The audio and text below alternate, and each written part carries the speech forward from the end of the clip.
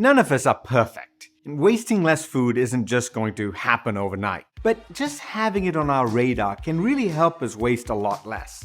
And if we do have extra food, then let's at least try to get it to people who could use it. There is so much high-quality surplus that's wasted that just needs to find the people that need it the most. Komal is the founder of Copia, a startup that's trying to recover all this perfectly good food. If you imagine the world's largest football stadium filled to its absolute brim, that's how much food goes wasted every single day in America. And I'm not talking about last night's pad thai or this morning's half-eaten pastries, but untouched, uneaten, perfectly edible food.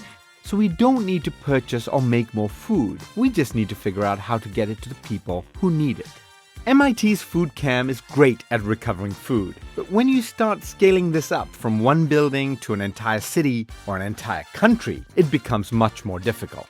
Let's say you're a small company and you have 200 sandwiches left over from an event. That's a lot of food, but it takes time and effort to figure out how and where to donate it. Most people really don't want to deal with all of this.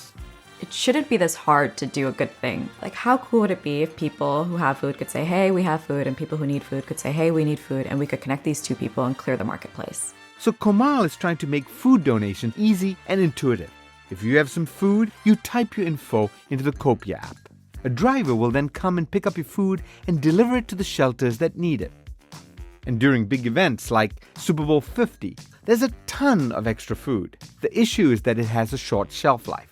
Imagine 4 16-foot refrigerated trucks filled to their absolute brim. That's how much food we recovered. We fed 23,000 people in 2 days. Nobody slept. And it's not, hot dogs and popcorn. It was lobster rolls and pulled pork sandwiches and $300 cheeses, high quality food. If we can get the food that would otherwise be wasted to people who need it, we're not only fighting hunger, but we are actually slowing global warming. It really is a win-win. And Komal doesn't want to solve hunger in just California. She wants to solve world hunger, period. It's not about optimism or pessimism. I think it's just that we're hell-bent on making it happen. This isn't going to be an overnight thing. It's got to be policy change. It's going to be other entrepreneurs. It's going to be really big companies and institutions also taking a stand and saying that, you know what, we don't tolerate perfectly great food being wasted.